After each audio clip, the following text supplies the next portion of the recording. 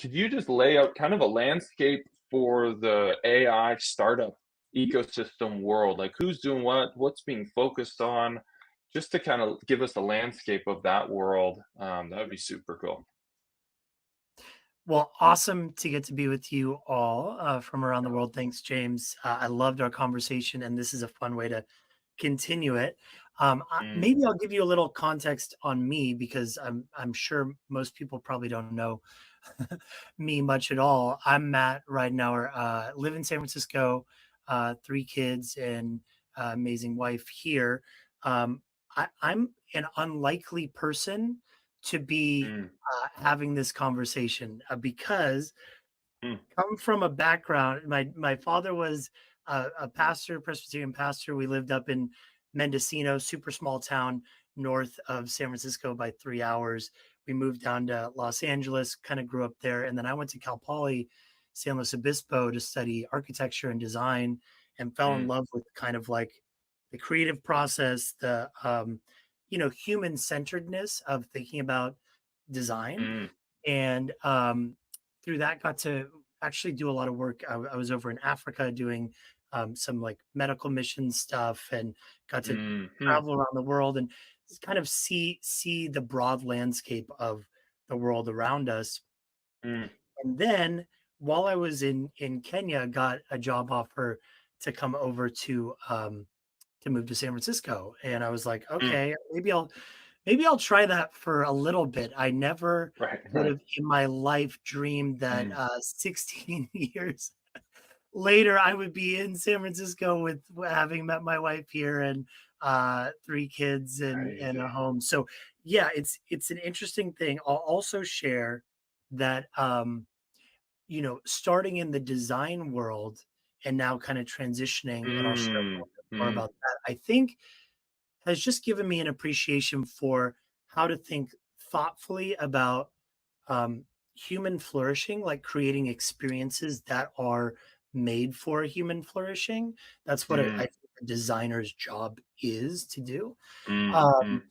and also to just think creatively about business building, startups, how we tackle big problems, all that. So I say that because I went from, the architect role of actually working on Right. massive development projects in Macau, China, big, hotel, resort, casino, to many different projects in San Francisco and everything. And I then transitioned into the startup world, Mm, taking some of that, and then I went and worked at IDEO, which was really where I design innovation company, where I was doing a lot of um, work with founders. That's when I really mm, started to work a lot mm, with mm. startups and learn like the experience of building a company and a venture. So that's all Yeah, background to amazing. where we are today, but it's kind of an unlikely thing, in a way, that I'm talking about AI and startups. However, um, it's been amazing because the last 3 years at Google now, I've Yeah. been able to. I was first on a product team working in AR. So raise your hand if you've Mm. heard of like the Google Glass. The Right, Google right. Yeah. Glasses basically has gone through like many iterations, but I was working Mm, on Google Glasses, and AR and VR and wearable devices and all that. mm, In the last 2 years, I've been focused on startup ecosystem. So basically, my mm, job is finding the best companies, the best early stage startups, supporting them, and basically bringing them into the Google ecosystem to get mentorship, support, and a mm, lot mm. of programmatic kind of curriculum to really help them grow with the best of Yeah, Google's people and products. So yeah. that's a bit about me. I know you asked a bigger Amazing. question, but maybe should I Love it. pause there, Yeah, or should no, I that's a should I great answer your pause. original question now?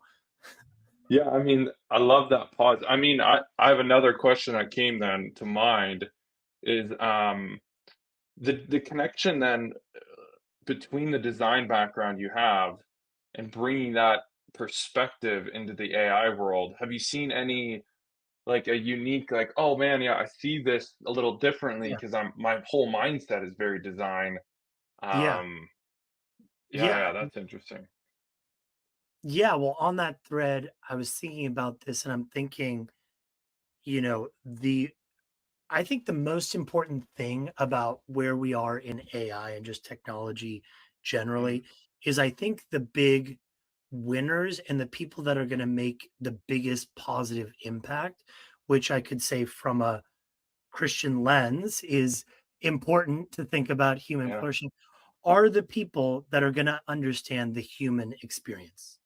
Mm, So, mm, mm, so when I think about mm, startups, I think I think the people that are probably gonna make the most money, be the most successful, but also contribute the most to human flourishing are the people that are gonna understand human-centered design, right? mm, Like, mm, the mm, how do you listen to a human being? Because while the technology is amazing and impressive and takes us to a whole new level in many ways, mm, like the human experience is what's going to set companies apart, right? mm, If you mm, come in and have a amazing connection to the human spirit or psyche or experience in a way that's unique and grounded in humanity, I think you're mm, just going to fare better mm, mm, mm. and will lead to more yeah, I think like kingdom building principles and more, as I Yeah. mentioned, human flourishing. So I say that because that comes a lot from my background, Mm, uh mm, mm, design, thinking about user experience and all that to then build a company or build a product or whatever. um mm, mm. I'll also Yeah. mention, okay, I love responding. I love being in person, so this is like challenging for me to be a talking head and have comments. So I just want to mention someone said Google Glasses. Okay, Google Glasses are, I think it's safe to say externally, um, they're like back. So there was a big IO Google IO announcement, keynote announcement that you probably, if you tuned in, you should go check it out.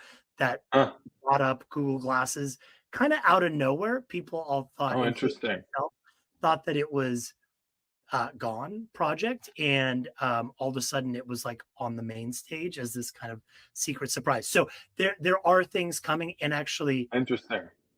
I don't know how much to share, but I think there will be deep AI embedded into it in cool, interesting ways. So just Interesting. Yeah. Throw that in. Yeah. just to There's other mention, questions too around like books and resources. Maybe we can get to yeah, that too at the end. I'll make sure we yeah, have yeah, yeah, space for that.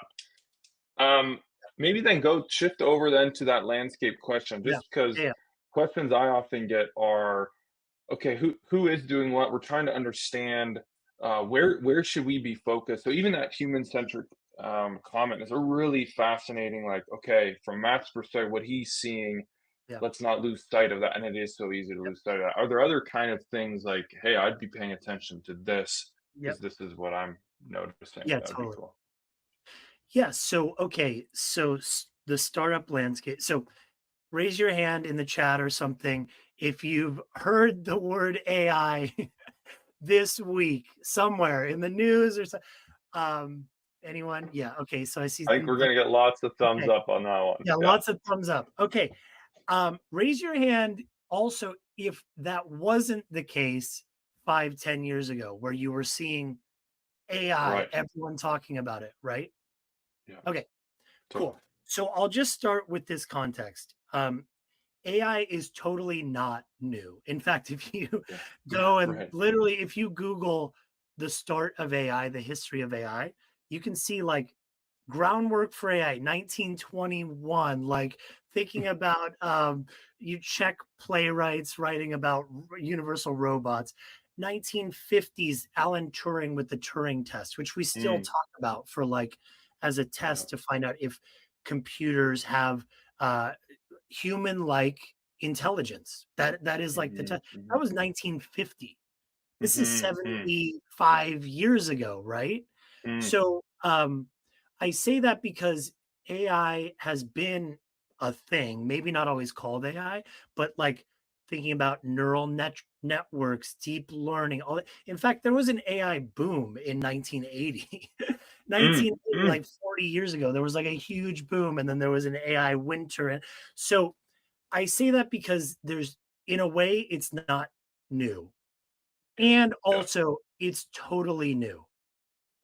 And what I mean by that yeah. is, like, raise your hand, put a thumbs up if for the first time you ever interacted with a chatbot like ChatGPT or Gemini.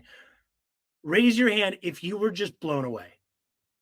Yeah, I was for sure, for sure. Was anyone blown away? Okay. I can remember, so I was doing like internal testing on a Google product that was like pre Gemini, which is Mm, Google's essentially large language model, right? And yeah. we have a chatbot, Gemini, just like ChatGPT and all that. I remember before it was like 2 years ago, ChatGPT became the thing, right? But Mm, before that, I was like, I'm typing into this thing and it feels like I'm talking to a human. I was crazy. like, Yeah, that was just 2.5 years ago.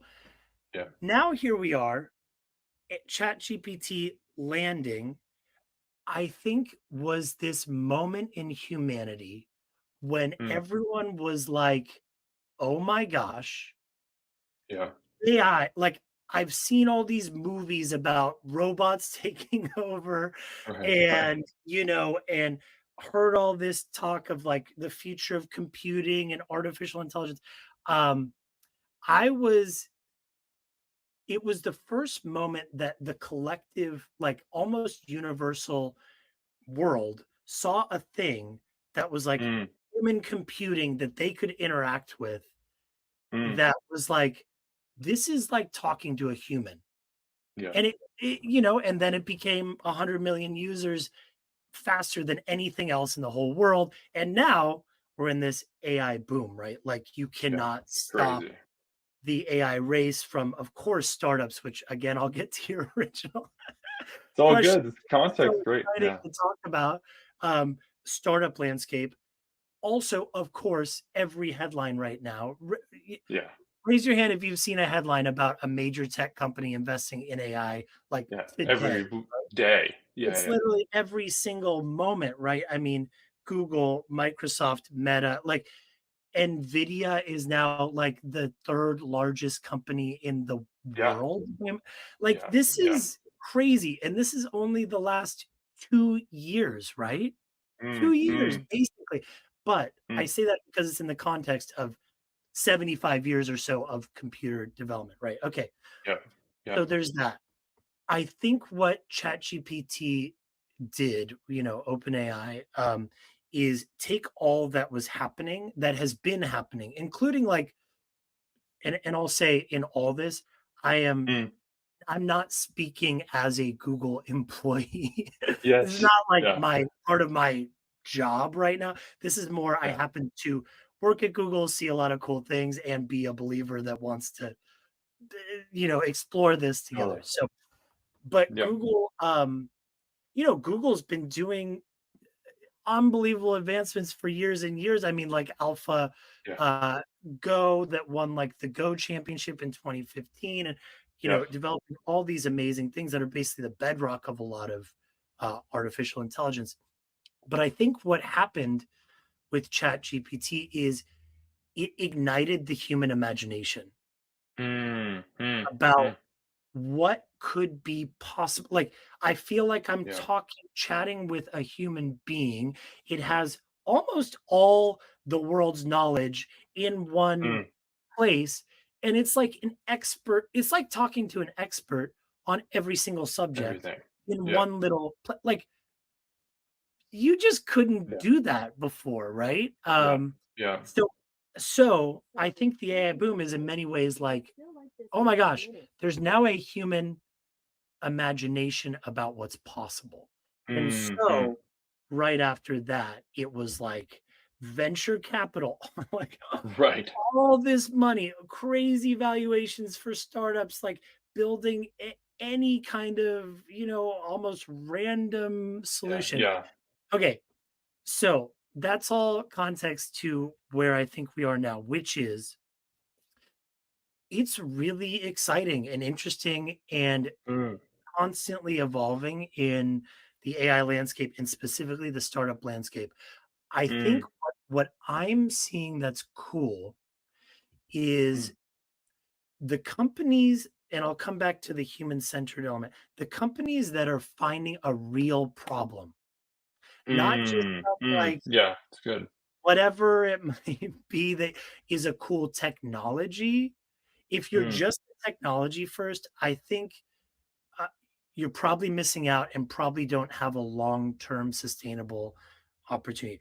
I think the people that are doing very interesting things are finding a deep problem and mm, solving. mm, And it's interesting because when we talk about like big tech versus startups, I was hosting an event, a series of events in Chicago around AI, and an amazing person that was at OpenAI that's now at Google named Logan Kilpatrick.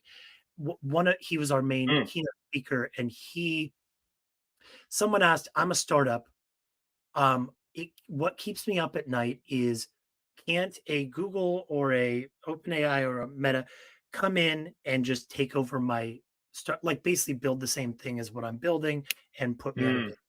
And Logan's response was, if you are finding a problem and a niche and going deep and solving that, I wouldn't be worried at all. He's like, if mm, you're able mm, to find the right users, find the right use case, leverage what is amazing, like these massive LLMs that are trained that take billions of dollars to build, mhm, and you're able to find a niche and go deep into that, um, mm, you have something really special and almost a secret mm, sauce that, like, I don't think a lot of big companies are gonna mm, necessarily just take over. And if, especially if you yeah, can build a really devoted user base. So, yeah, yeah, yeah, um, that's one thing. I think it's always helpful to have examples. So, like, mm, I was running this last year. I run accelerators for North America.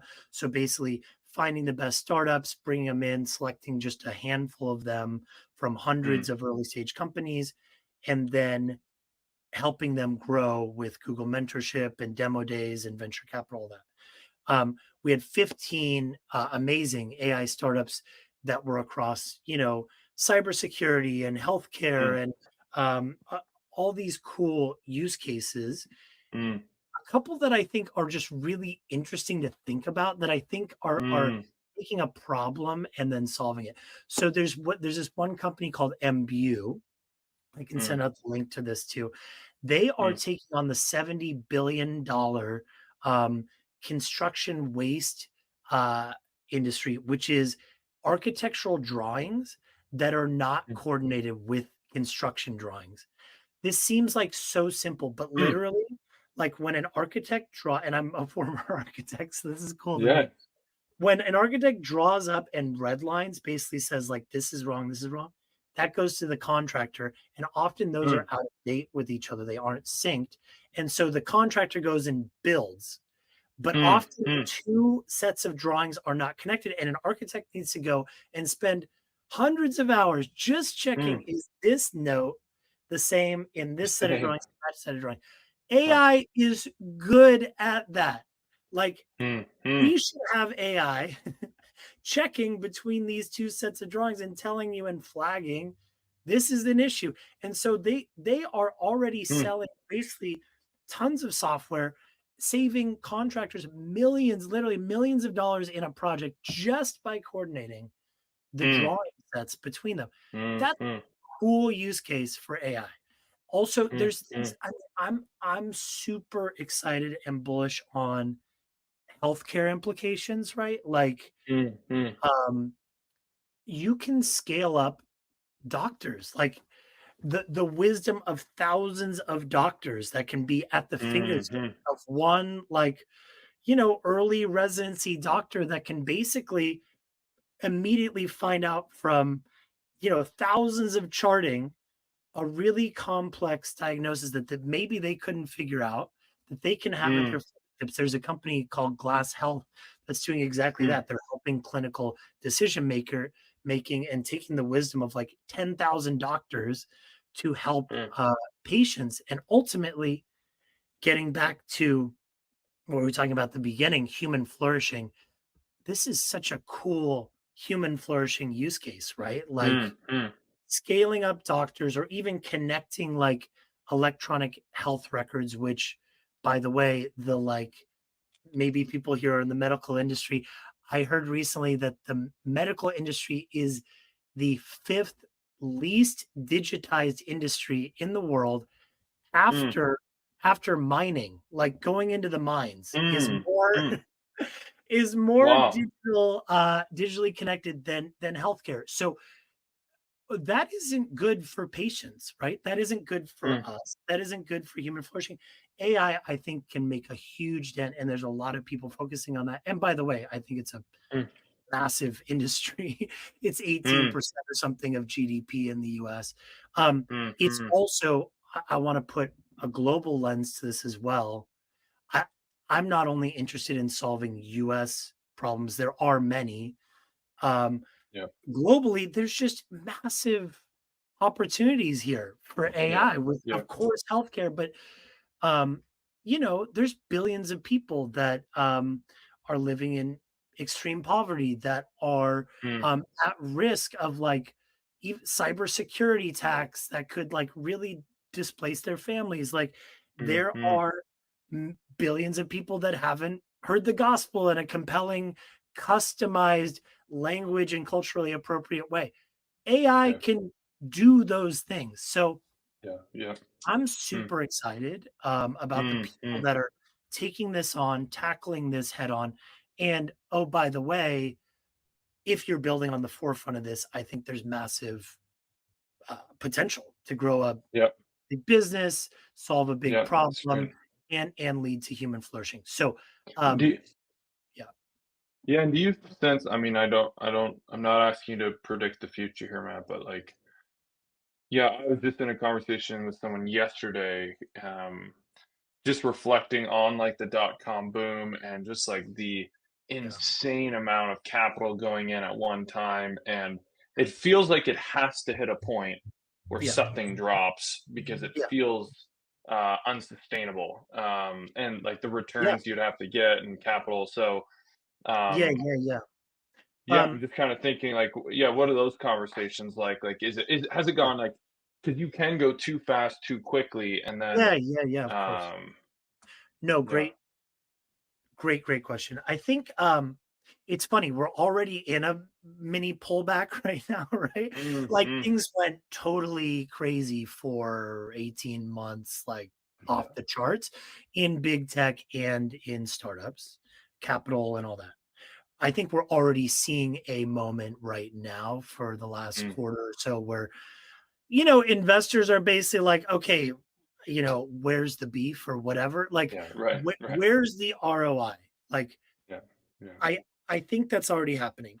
I think though, we also have to think a couple things. One, I think it's still very if you talk to people that are practitioners that are much smarter than Mm, me, they will tell you this is like early in it. Like we are in the first inning mm, mm, mm, of mm. 9 plus innings Yeah. because think about it this way. I think when we talk about AI and machine learning, which is, algorithms built, purpose built to solve problems quickly, um, the infrastructure is just really being built for the future now. Mm, And I mm, think AI is computing in the future. mm, It's not like mm, mm.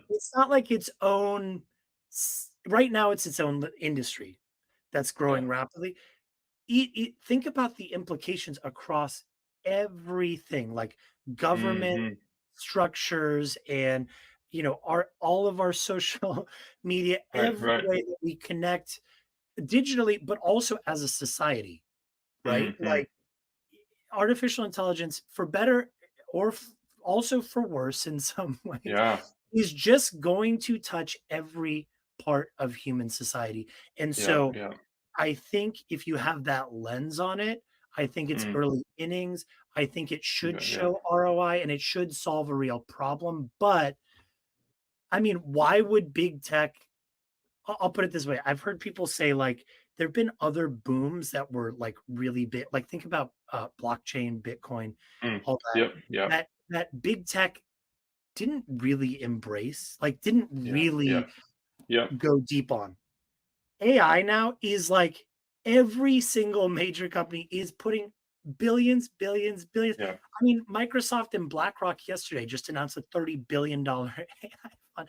Like these are people Wow. who know a Yeah, whole lot more yeah, about this stuff than me and are reading trends and looking forward yeah, forecasting and are risk averse in many ways. So um, I yeah, don't know. I think it's really here to stay. And my yeah. hope, and this is the call to action, which we can do more at the end, but my hope is Christians, people that are kingdom minded, are really leading, are on the forefront, that Mm, we're not just inheriting what is built, but we mm. are in the room, like Yep. working at, these big tech companies, building the startups of the future, like Mm, pushing principled human flourishing yep, perspectives. And yep, because it is so massive, I'm telling you, yep, we just yep. need to direct it in a way that is for human flourishing, for human Good relationships, man. not the opposite. So Yeah, a moment for me early on and when ChatGPT came out and everyone was kind of going crazy with it. I talked to one of the lead recruiters at your company at Google, and he gave me insider. He was like, every that's all I'm looking for now. And like the entire organization was shifting and reorienting around AI. And I was like, okay, this feels very different than things of the past. Okay, I want to give a space for some Q&A questions. So my last question to you, Matt, is Jesus, man, all around Jesus. So, mhm, I know you love Jesus. I know your faith is so deep. How do you live that out? And I think even as you reflect on this, what does that look like being a man of faith, working at Google and the work that you do? And is there yeah, any like how do you even the second part to that would be how do you even think about AI rooted in a gospel biblical yeah, framework of the world and that worldview? yeah, Any reflections on that? yeah, absolutely. Yeah, well, couple thoughts. So one is I think some of the people thinking most deeply about this, they might even be on the call. You mentioned Hmm. that it's For sure. Sprout AI Studio. Mark. I need to Yeah. give a shout out to Mark and Carson, the team. Um, they're, I think, if you're looking for something to quickly read about um, a Christian framework that is not just Christianese, that I think Mm, is like focused on, they have a framework that I think is really interesting that's around yeah. the harm loop, like Mm, mm, which you can read about. Like yeah. we could be headed with AI to a loop, which is, Mm, basically enforcing human dependency on yeah. computers.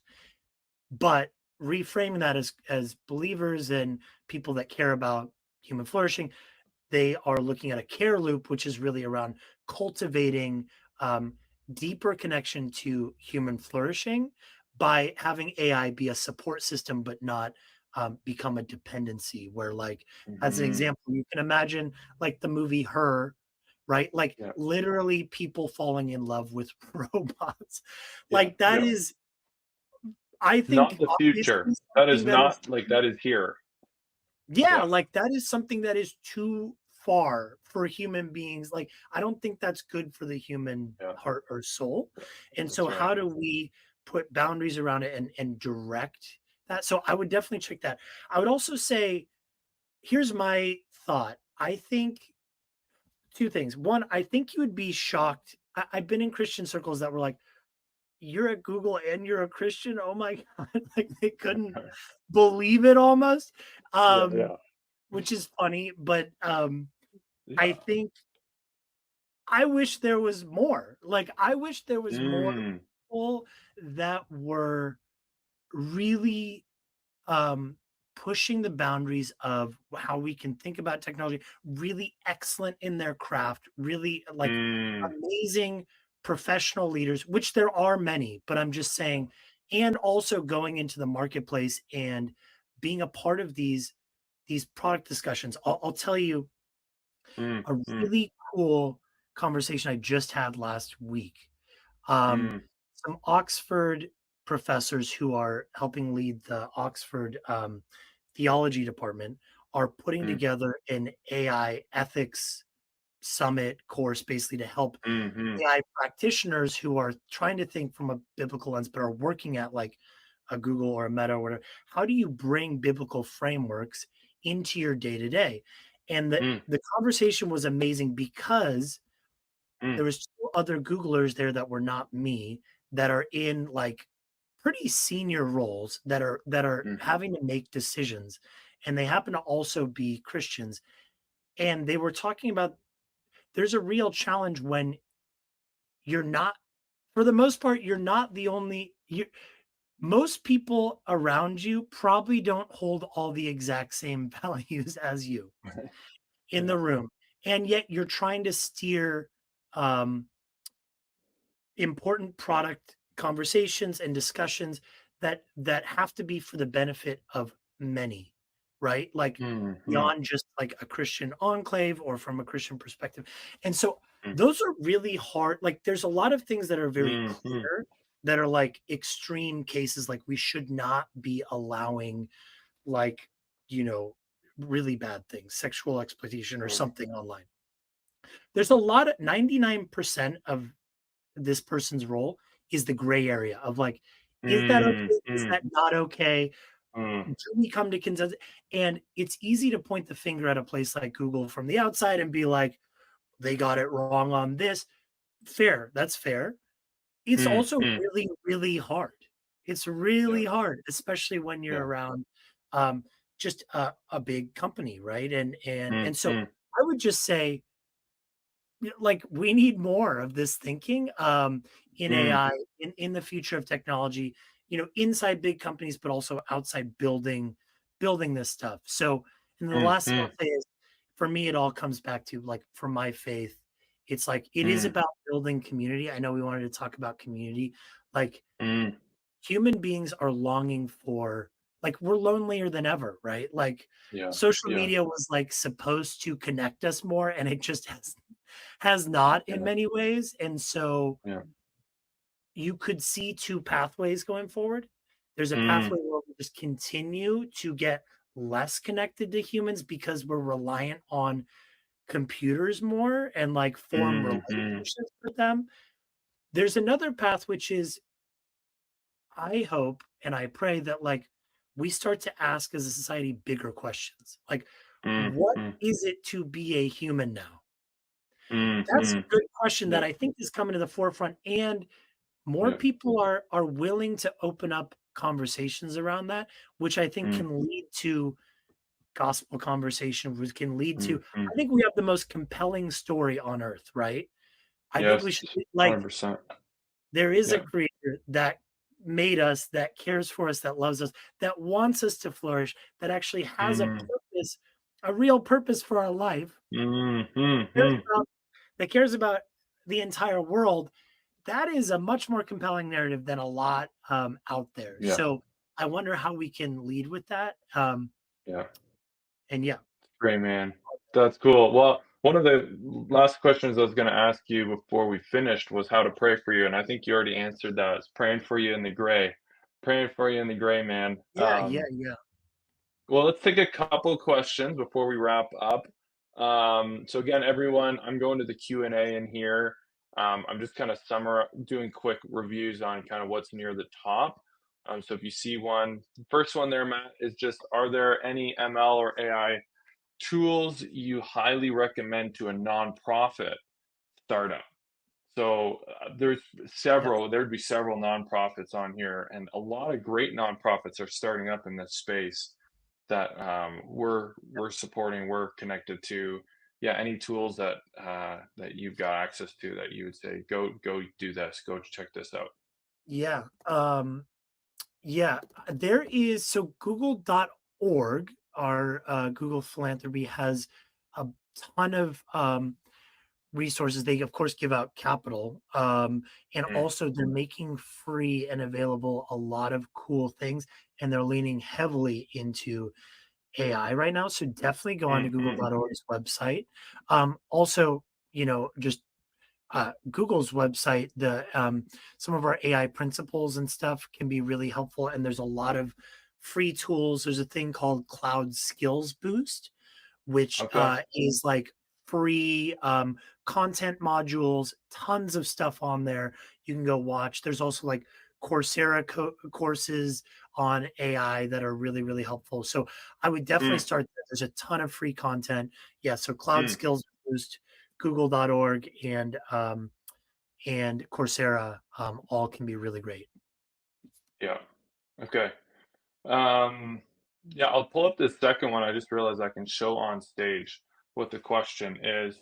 So Kyle's asking, what advice would you have for ministries considering creating digital twins of some of their key leaders for the Mm, purpose of multiplying their ability to provide mm. mentorship? Um, Okay, great. Um, yeah, digital twins. Yeah, this is going to be a thing. Here's my thing.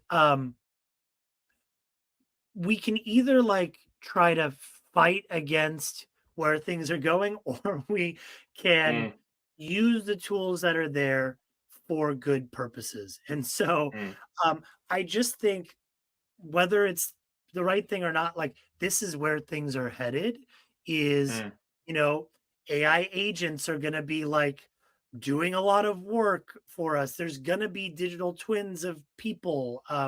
mm, So how can we use that for good? And how can you multiply, like the doctor's analogy, multiplying doctors? How can we mm, multiply ministry leaders? And I think I don't want to I don't want to lose sight of we need human beings. We need mm, human beings in the loop to go deep. But one human pastor cannot possibly have deep relationship with 1,000 people, right? mm, mm, So where are the ways that the human is really important to be deep? Where are there other areas where we can have more scale and tailored support and that kind of thing? mm, So mm, mm. I'm excited to hear Okay. how this evolves. Yeah, yeah, yeah. Yeah, and I think too, like in some of the complicated questions around AI, recently I had someone ask me to do a presentation on the connection between the Holy Spirit and artificial intelligence. So how do we even think about the role of the Holy Spirit? Like, Oh, do we just get rid of it because AI is solving everything? Is the feeling so many people have that are deep followers of Jesus, and I think there's some really great thinking coming in around this. Like, how does the Holy Spirit already speak? How has He spoken in history? He has spoken through objects. God's word has spoken through objects. So I do think there's a very good group of people, and hopefully this is part of us as a community. Is we should be very thoughtful and deep thinkers in this space. We should be, um, we should be making decisions as collectives, as communities of people, not as individuals. Which I would say is the how so much of the world makes decisions now. I think that's one way we can be different: is take a question like this, think it through a theological lens with others, so we don't start building things in isolation, because that's never mhm. ever been the intent of the Lord, is to build in isolation. I'm gonna throw up one other one. I know you talked about, and I know this is close to your heart too, Matt, just around developing countries. And again, I know you're in the U.S., but I know you've done work around the world. Are there any, yeah, what's blocking adoption of AI in any developing Yeah. countries that you're seeing? Yeah, yeah, yeah. Matt Allen. I love Matt Allen. Mm, Great question. yes. So yeah, I would need to know more about this specifically. I don't know what AI adoption is lagging in Mm, developing countries. Of course, there might be less access to compute and maybe internet and all that. mm, I do think that's rapidly changing as AI mm, mm, systems kind of evolve and become basically ubiquitous. I mean, most any product, I think, in the future, coming months is going to be using AI in some way. Like Mm, it is mm, going mm. to be in every product. And so I think that's something that we around the world won't be avoiding. But yeah, I think Yep, maybe places that are more higher resourced or have more internet, penetration or whatever, probably are first adopters and all that. But it's certainly going to yep. be I know we're at time. The last thing I'm really excited about, speaking of that, Mm, is there's our Google's chief science officer, Jeff Dean, is amazing. He's one mm, of the, mm, godfathers of AI, basically. mm, mm, He I was at a panel with him and he was saying, someone said, "What do you think is the most interesting use case for the future in AI?" And mm. he said, "It's education. It is Yeah. any person on earth will be able to have a basically one-to-one tutor to learn any subject they Mm, possibly want." And think about, I mean, maybe some of us here had a good education. Not everyone in the world can do that. Not everyone has even access to a teacher or a mm, classroom.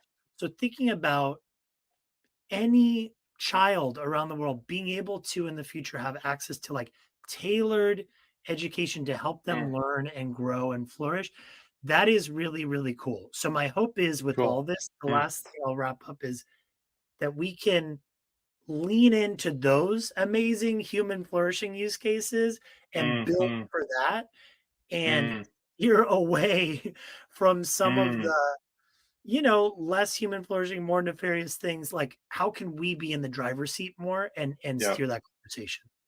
Amazing, man. Well, everybody, thank you so much for all the awesome questions. We had, as the AI Collective, done a LinkedIn group. But we're really thinking, so you can hop on. Maybe Sam, you can put our LinkedIn group on there. But we're also thinking of putting a WhatsApp group together. I mean, there's like 20 other questions in here, Matt, that are so good that I'd love to have a dialogue on. Yeah. Chelsea, just quick thumbs up. WhatsApp group. You think that would be a good spot for dialogue? And there's no thumbs down, Matt. So this is the hard. I just realized you're not going to get a bunch of people going thumbs down. So That's good. I um, can't be disliked.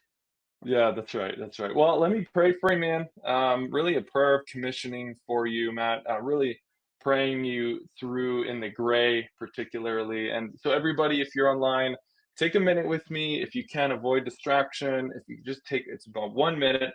We'll just dedicate time prayer over Matt. So, Lord, thank you for just this space and time we've had together. Hopefully, this has furthered our thinking, and we want to further our not just our knowledge of you and the world, but our love for you and the world. And I just hear so much of that in Matt's heart. Is let's build and let's create in a way that reflects the deep values that you lay out for us in your word and that we've experienced in this world.